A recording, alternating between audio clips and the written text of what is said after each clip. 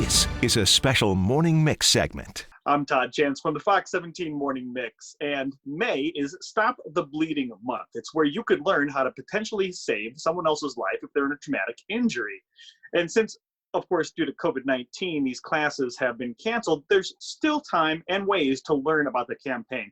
And that's why we have Megan Crowley on with us today. She's a registered nurse, and she's the Trauma and Injury Prevention Coordinator for Spectrum Health. Good morning, Megan. Tell us about Stop the Bleeding. Stop the Bleed was developed by the American College of Surgeons in response to the Sandy Hook Elementary shooting. It really teaches people how to recognize and respond to life-threatening bleeding. After it was developed, we realized there's so many other situations besides, mass casualty events where this information is very useful.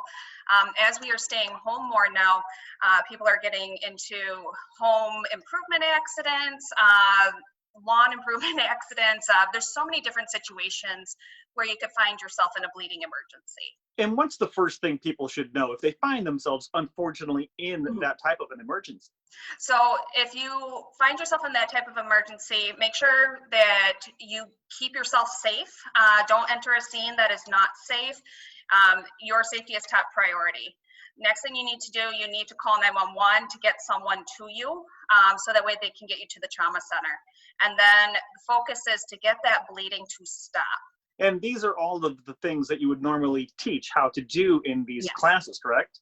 Correct. Yeah, the class is normally about an hour long. We do about a 20-minute lecture where we go through how to recognize and identify life-threatening bleeding, and then what the appropriate methods are to get that bleeding to stop.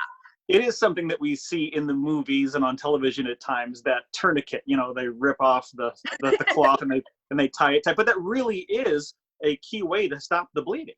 Yes, and we really promote the use of commercially prepared tourniquets because they have been proven safe and highly effective in saving lives.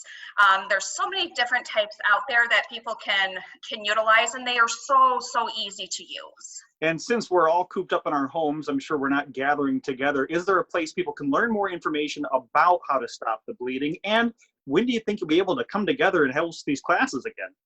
We are looking at that currently on when we might be able to start hosting classes again. We're tentatively looking at the fall. Obviously, that is ever changing, and we'll keep the community updated as we learn more. But until then, you can go to bleedingcontrol.org, and all of the information that you need is on that website. Well, thank you so much for the great information, Megan. Stay healthy, stay safe. Stay healthy, stay safe. Thank you.